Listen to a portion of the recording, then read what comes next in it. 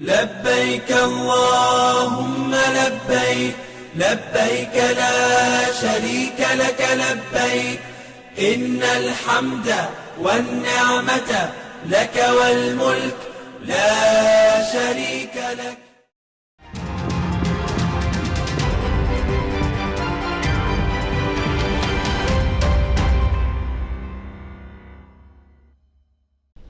Kembali bersama saya Suci Nisa menemani pagi Anda dengan sejumlah berita pilihan dari tim redaksi Kompas TV Jambi.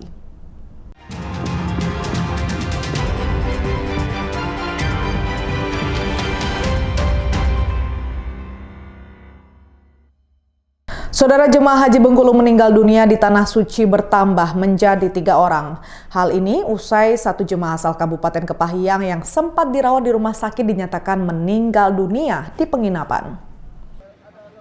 Jemaah haji bernama Aidi Madri asal Kabupaten Kepahyang dinyatakan meninggal dunia di penginapan setelah menjalani perawatan di rumah sakit. Jemaah haji berusia 65 tahun ini dinyatakan meninggal usai didiagnosa henti jantung.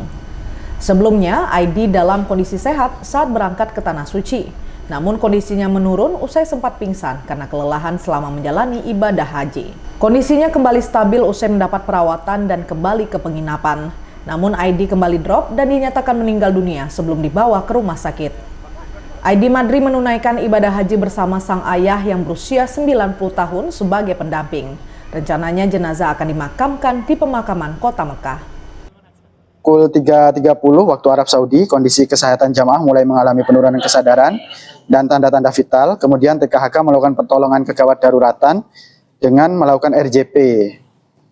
Hingga pukul 3.45, jamaah haji dinyatakan meninggal dunia. Jamaah meninggal dengan diagnosa tertulis akut miokard infark due to aterosklerosis, yaitu kondisi henti jantung dikarenakan penyumbatan pembuluh darah koroner akibat penyempitan pembuluh darah jantung. Sejauh ini sudah 3 orang jemaah haji asal Bengkulu yang dinyatakan meninggal dunia karena didiagnosa menderita penyakit. Bayazil Araihan, Kompas TV Bengkulu. Jelang keberangkatan calon jemaah haji asal Jambi ke Tanah Suci, pemerintah Kota Jambi memberikan bekal sambal kepada 660 orang calon jemaah haji. Bekal ini diharapkan dapat menjadi asupan gizi selama menjalankan ibadah haji. Pemerintah Kota Jambi memberikan bekal sambal khas produksi UMKM lokal kepada ratusan calon jemaah haji. Bekal ini diharapkan dapat menjadi asupan gizi selama menjalankan ibadah haji. Wali Kota Jambi Maulana mengatakan, pemberian bekal ini merupakan bentuk perhatian pemerintah kepada calon jemaah haji yang bakal melaksanakan ibadah ke Tanah Suci, upaya pemerintah dalam mendukung produk UMKM lokal. Kepala Kantor Wilayah Kementerian Agama Kota Jambi Abdul Rahman mengatakan, ia meminta calon jemaah haji untuk memperhatikan jadwal keberangkatan sehingga tidak ada yang ketinggalan dan menjaga kesehatan jelang keberangkatan. Jelang keberangkatan, seluruh jemaah diminta untuk menjaga kesehatan dan membawa perlengkapan obat-obatan. Sebetulnya itu pesan pentingnya adalah jangan lupa makan. Karena saya selama jadi dokter kloter dan lain-lain, itu awal jemaah haji sakit itu dimulai dari tidak mau makan. Tidak makan, kehabisan energi, daya tahan tubuhnya turun. Sehingga ada batuk, saudara kiri kanan, sebelah waktu sholat ya gampang sekali tertular. Dalam rangka pelepasan secara resmi keseluruhan jamaah haji berasal dari Kota Jambi sebanyak 660 orang. Alhamdulillah dilepas secara resmi oleh Bapak Wali Kota tadi pagi. Itu kami mengimbau pada seluruh jamaah terutama untuk mengingat kembali informasi yang sudah disampaikan, terutama dalam pemberangkatan. Karena jemaah haji Kota Jambi itu terpecah beberapa kloter. Besok kloter 13 akan berangkat ke asrama haji dan titik kumpulnya di kantor wali kota. Begitu juga tanggal 14 dan kloter-kloter berikutnya. Calon jemaah haji asal Provinsi Jambi dijadwalkan mulai diberangkatkan pada 14 Mei 2025. Ratnasari, Kompas TV Jambi. Saudara, menjelang Hari Raya Idul Adha, permintaan hewan kurban di Jambi mengalami peningkatan. Momen Lebaran Idul Adha tahun ini menjadi berkah bagi para penjual hewan kurban karena mereka terus kebanjiran pesanan. 2 pekan menjelang Hari Raya Idul Adha, berkah bagi penjual hewan kurban di Kota Jambi. Salah satunya Wodomen, penjual hewan kurban di Kelurahan Pinang Merah, Kecamatan Alam Barajo, Kota Jambi. Wodomen kini mulai kebanjiran pesanan hewan kurban, baik sapi maupun kerbau. Di momen menjelang Lebaran Idul Adha, ketersediaan hewan kurban di kandang Wodomen mencapai 100 ekor. Sebagian besarnya kini telah diorder oleh pembeli. Adapun sapi dan kerbau yang dijual untuk kurban di kandang Wodomen kebanyakan didatangkan dari wilayah Kabupaten Kerinci, Provinsi Lampung, dan Sumatera Selatan. Harga sapi dan kerbau dijual dengan harga 19 juta rupiah sampai 35 juta rupiah per ekor, tergantung jenis dan beratnya. Di kandang Wodomen sendiri terdapat berbagai jenis sapi kurban, diantaranya yakni sapi Bali dan sapi simental. Tidak hanya warga Kota Jambi dan Kabupaten Muaro Jambi, konsumen hewan kurban Wodomen juga banyak berasal dari luar kota. Tahun ini agak meningkatnya masalah berat sapi. Nah, ini kayaknya tahun ini lebih besar dari tahun kemarin kan. Itu rata-rata bisa dibilang tuh di atas 80 permintaan banyak ini. Ya.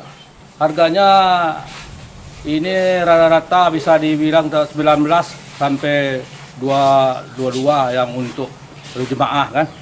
Kalau untuk pribadi ada yang harga 30, 35, nah itu yang untuk kurban pribadi. Oh ada agak meningkat sedikit lah. Orangnya masalahnya tahun ini hewan itu agak besar dari tahun kemarin.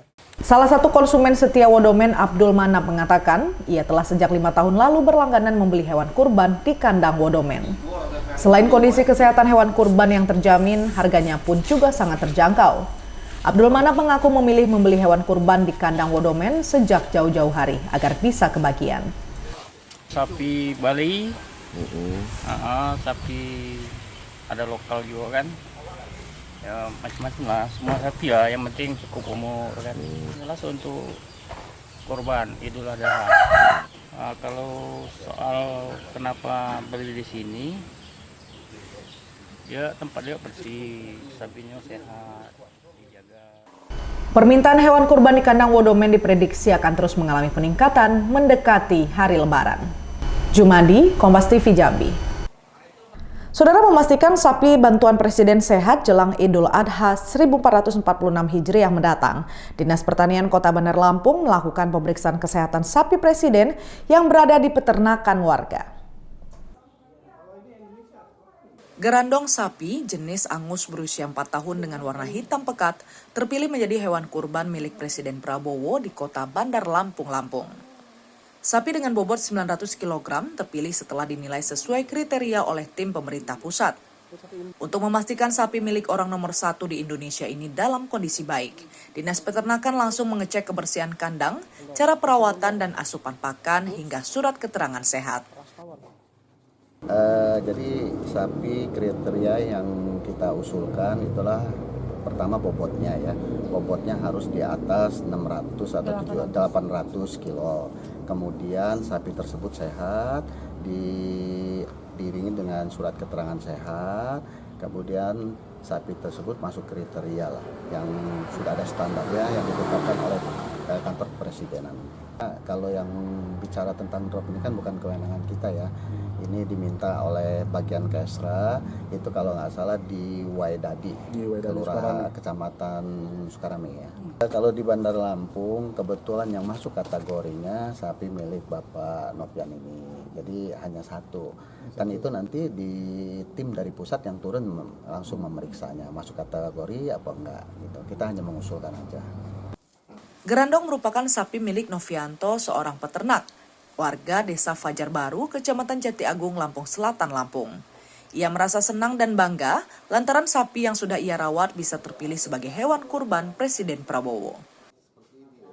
Terutama rutinitas pakannya kalau jam 8, jangan berubah-berubah, misalkan jam 8 jadi jam 11, kalau pagi jam 8 tepat waktu jam 8, kalau sore habis asar, kita habis asar udah mulai makanin, jadi itu disiplin makan waktunya. Sehari 2 kali Bang ya? 3 sama siang hijauan Mas. Kalau sekarang berarti berapa ratus kilo? Kemarin terakhir 870, sekitar setengah bulan yang lalu ya. Mungkin sekarang 900-an mendekati lah. Kita ini udah 1 tahun, udah lama kalau 1 tahun. Usia 4 tahunan? Sekitar 4 tahun. 4 tahunan. Rencananya gerandong sapi milik Presiden Prabowo akan disembelih pada perayaan Kurban di wilayah Kecamatan Waidadi, Kota Bandar Lampung. Roma Afriaidam, Kompas TV Lampung. Saudara, liputan tadi sekaligus menjadi penutup perjumpaan kita dalam Kompas Jambi kali ini. Saya Sujenisa mewakili seluruh tim redaksi yang bertugas, undur diri dan berterima kasih atas perhatian Anda. Sampai jumpa, Kompas TV, independen, terpercaya.